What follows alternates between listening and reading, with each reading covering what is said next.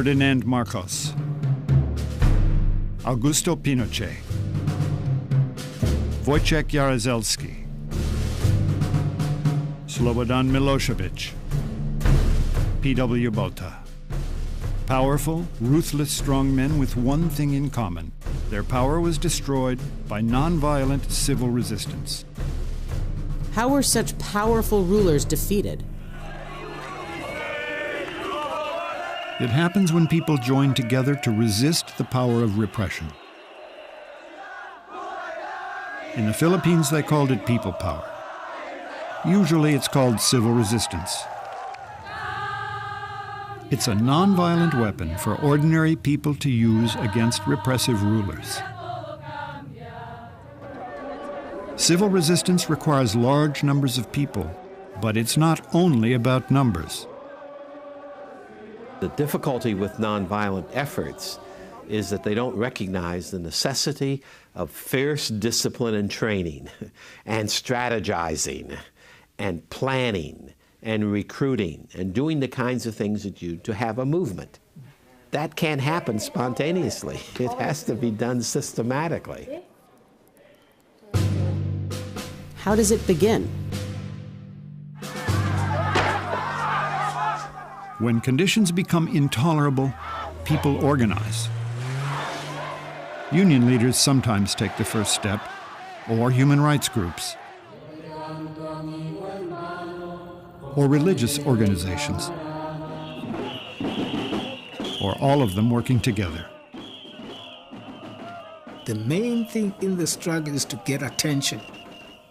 To struggle in a corner where nobody pays attention to you is a wasteless effort, a useless effort.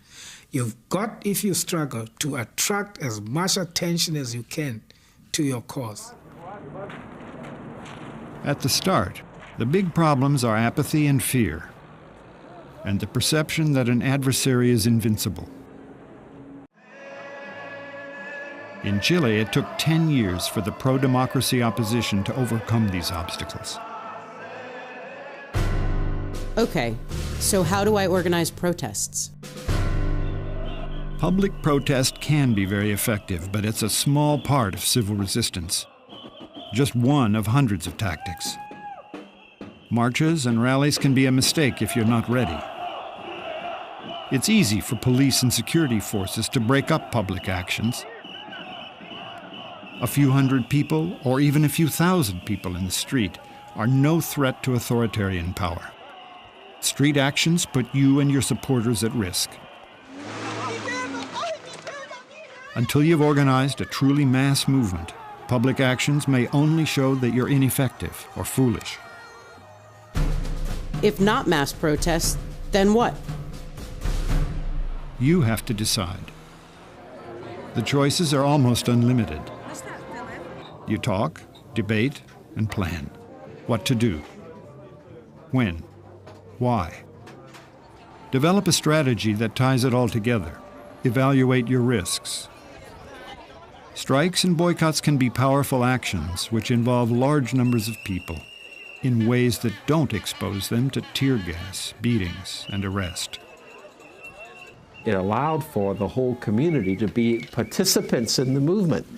Everyone can be a participant. Children can participate, women can participate, men can participate, young people, old people. Everyone can do the work. In South Africa, anti-apartheid activists boycotted white businesses. Tens of thousands of customers refused to buy in the main shopping districts. They broke no law. They didn't risk beatings. But when they withdrew their purchasing power, the white business owners paid attention to their grievances, and the businessmen became their allies in demanding change. We don't have a charismatic leader.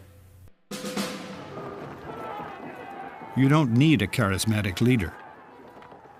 Only a few civil resistance movements have had leaders like Gandhi or Martin Luther King.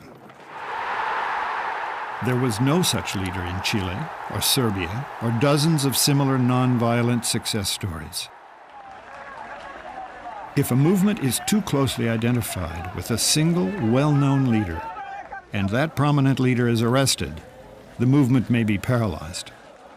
As far as the police are concerned, and their modus operandi was that, first of all, you tackle the leadership, but we have taken preemptive action by creating numerous layers of leadership.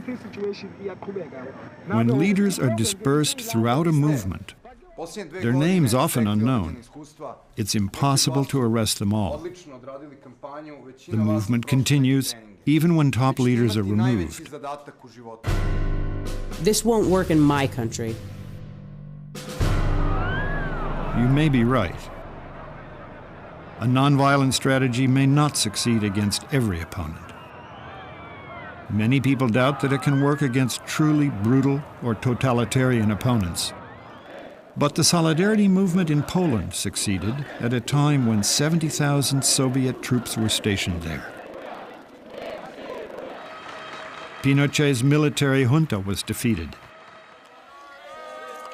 In South Africa, mass action, supported by international pressure, forced one of the most brutal regimes to negotiate. Civil resistance has succeeded in many situations that seemed hopeless. It was, in fact, mass organization which brought about the change in South Africa. That it was that mass organization which put pressure on the state to ultimately to change. I mean, that brought about the stalemate, the impasse where the state could no longer respond. What if my adversary uses violence? You should expect violence.